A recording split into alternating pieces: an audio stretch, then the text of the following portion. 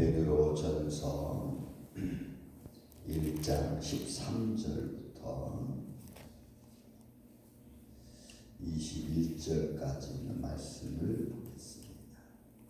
베드로전서 1장 13절부터 21절까지 말씀을 교독합니다. 그러므로 너희 마음의 허리를 동이고 근신하여 예수 그리스도께서 나타나실 때에 너희에게 가져다 주실 은혜를 온전히 바랄지어다. 너희가 순종하는 자식처럼 전에 알지 못할 때에 따르던 너희의 사욕을 본받지 말고 오직 너희를 부르신 거룩한 이처럼 너희도 모든 행실에 거룩한 자가 되라. 기록되었을 때 내가 거룩하니 너희도 거룩할지어다 하셨느니라. 외모로 보시지 않고 각 사람의 행위대로 심판하시는 이를 너희가 아버지라 부른즉 너희가 나그네로 있을 때를 두려움으로 지내라. 너희가 알거니와 너희 조상이 물려준 헛된 행실에서 대속함을 받은 것은 은이나 금같이 없어질 것으로 된 것이 아니요 오직 흠없고 점없는 어린 양 같은 그리스도의 보배로운 피로 된 것이니라. 그는 창세전부터 미리 알림 받으시니라. 이 말세에 너희를 위하여 나타내신 바 되었으니 너희는 그를 죽은 자 가운데서 살리시고 영광을 주신 하나님을 그리스도로 말미암아 믿는 자니 너희 믿음과 소망이 하나님께 있게 하셨느니라. 아멘. 아멘. 하루 사이에 정책이 이렇게 빨리 바뀔 수 있는 것은 처음 보는 것 같습니다. 그래도 어쨌든 시간적인 변동상 우리가 충분히 감당할 수 있을 것 같습니다. 전염병에 관한 문제는 과거로부터 구약으로부터 하나님이 즐겨 쓰시던 진노 중에 하나였는데 그것보다도 어떤 이런 인간의 어떤 잘못으로 말미암아 번지고 또 이것으로 말미암아 온 세계가 지금 들끓고 있는 상황입니다. 어쨌든 이런 질병도 빨리 끝나고 그리고 기도했던 것처럼 이런 질병을 통해서 살아계신 하나님이 발견되어지는 살아계신 하나님의 어떤 구원의 손길을 깨달을 수 있는 그런 기회가 됐으면 또 좋겠다라는 생각을 한번 해봅니다. 자, 오늘 본문의 말씀은 두 가지 말씀합니다. 하나는 13절부터 17절까지 보면은 재림하실 주 예수 그리스도에 관한 내용입니다. 그래서 13절에 베드로는 흩어져 있는 나그네들에게 먼저 들려주는 말씀이 너 마음의 허리를 동이라. 마음의 허리, 참 표현이 멋있습니다. 마음의 허리, 근신하는 거죠. 긴장하는 겁니다. 우리가 어떻게 이 시대를, 이 환난을 어떻게 이길까? 그래서 근신하는, 믿음으로 근신하는. 그런 근신하여 예수 그리스도께서 나타나실 때 재림 때를 말합니다. 재림 때를 말씀하면서 그때 우리에게 주실 하나님의 은혜, 재림 때 받을 하나님의 축복. 여러분 이때는 어마어마한 어마무시한 시대일 겁니다. 예수님의 재림과 동시에 9천년설, 전천년설, 무천년설 이렇게 옛날 신학적으로 얘기했지만 지금은 그런 것처럼 잘 따지지 않고 그냥 무천년설 쪽으로 가고 있는 그런 모습이죠. 재림 때에 일어나는 현상이 뭐죠? 양과 염소, 그죠? 구원받을 자와 구원받지 못하는 자, 천국과 죄, 좀 이렇게 표현되어 있죠. 그래서 그리스도께서 나타나실 재림 때에 너에게 가져다 주실 하나님의 은혜, 이것은 내가 너희에게 영생을 주겠다고 하는 약속이 이루어지는 순간이죠. 그럼 여러분 이 재림 때 가져다 줄 이 은혜라고 하는 것은 우리가 상상할 수 없어요. 이거 말로 표현해서 될 상황이 아닌 거예요. 그건 어마어마한 사건이죠. 그때는 주님의 재림 때는 천군 천사들의 나팔 소리가 있고 데살로가전서 4장에 나와 있는 것처럼 죽은 자가 먼저 일어나고 산 자는 공중에서 주님을 영접한 거죠. 그때 우리는 분명히 알 겁니다. 부활하신 자가 누구신지, 죽음을 이기신 분이 누구신지, 그리고 그분이 예수 그리스도라고 우리는 분명히 알게 될 겁니다. 그래서 14절, 15절, 16절 밑으로는 너희가 순종하는 자식처럼 전에 알지 못할 때에 따르던 너희 사육을 본받지 마. 그러니까 그 재림 때 나타나신 너희 가진 영광을 바라보면서 믿음이죠. 기다림이죠. 그게 때로는 쉽지 않지만 그 영광을 바라보면서 지금 너 육신의 사욕, 지금 너의 육신의 연약함, 그것을 말미암아 나타나는 탐심, 탐욕, 그거 버려라. 그거 본받지 말아라. 너 욕심이, 너 욕망이 그것을 따라가려고 해도 그거 하지 마라.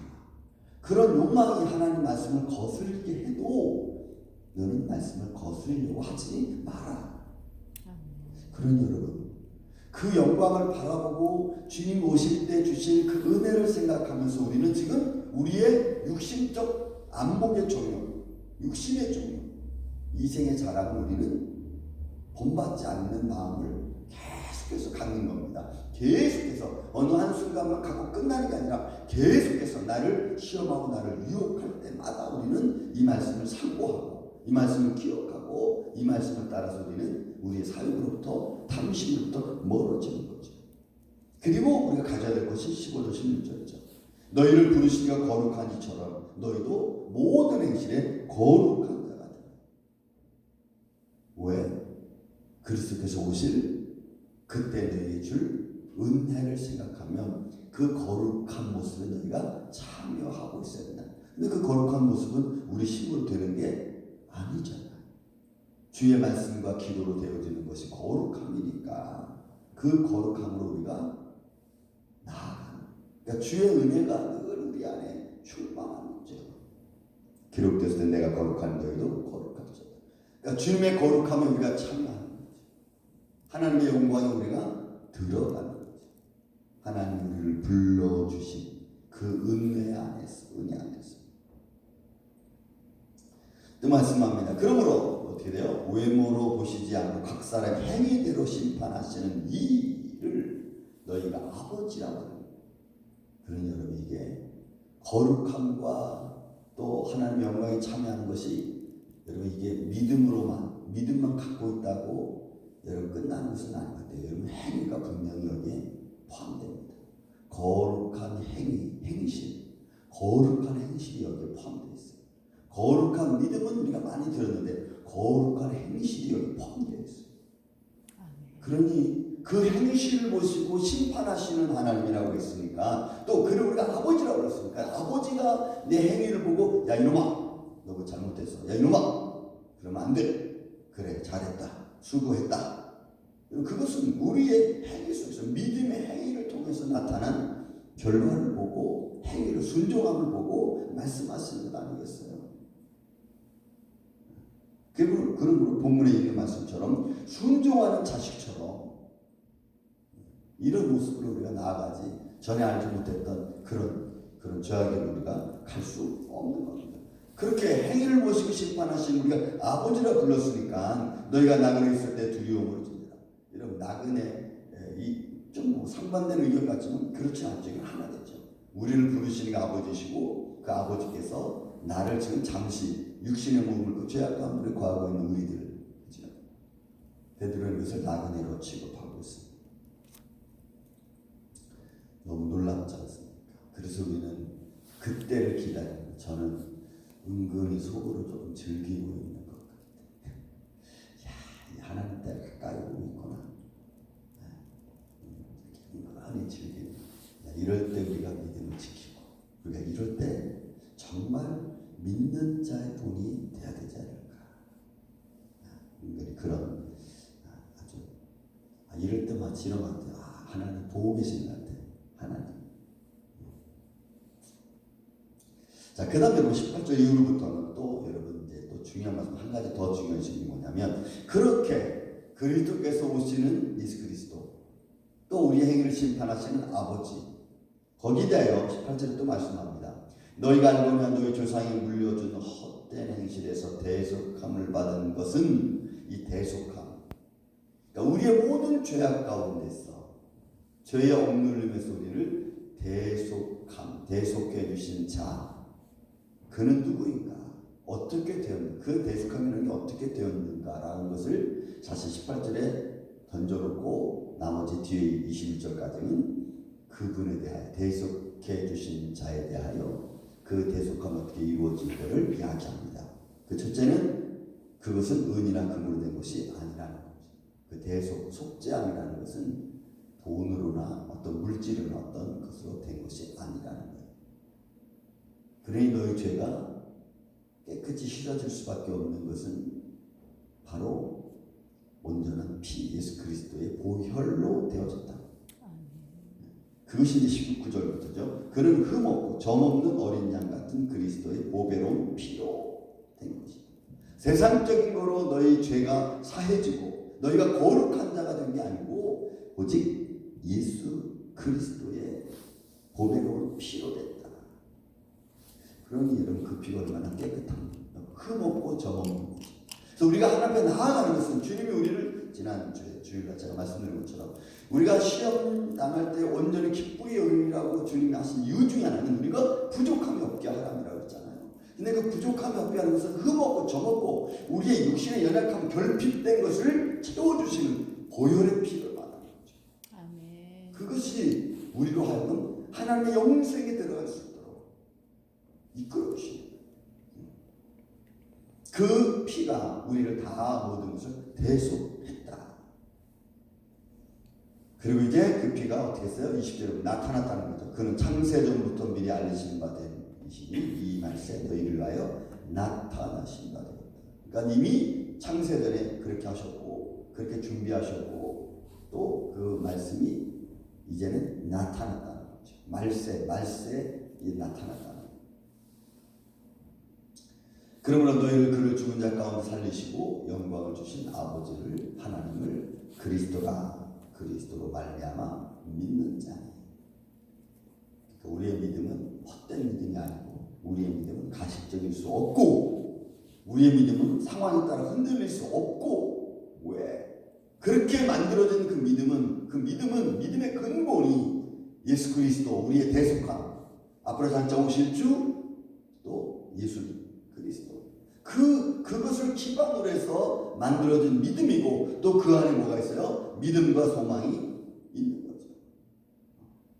그 믿음과 소망은 하나님께 대한 세상 어떤 것에 대한 것도 아니고 물질적인 것도 아니고 어떤 기대적인 것도 아닙니다. 그래서 우리는 많은 환난을 당할수록 우리는 담대해질 수밖에 없는 것이 하나님의 영광이 선포되어지는 것을 알기 때문에. 다시 말씀드려요. 저는 은근히 즐기고 하나님 어떻게 내일은 더 빨리 오시려나 아직은 안 되겠지. 조금 더 있어야겠다. 그 하나님의 거룩한 영광을 좀 보고 싶은 그런 마음도 좀 있습니다. 이런 말씀을 늘 전하다가 이런 영광이 우리 안에서 이루어지면 이게 좀 어떻게 될까 좀 흥분되는 모습. 사랑하는 우리 아침의 성도들, 시간이 조금 바뀌고 상황이 조금 바뀐다고 해서 그것이 우리를 무너뜨리는 것이 아니라 오히려 더 그런 상황을 보면서 그리스도의 오심 기다림 또 그에 대한 믿음의 소망 그 믿음을 가지고 우리 오히려 더 담대하게 더 굳게 분명하게 믿음에 서서 우리 하나님의 영광과 찬양을 드리는 이 아침에 저와 여러분 되시기를 주의 이름으로 축원을 드립니다. 사랑과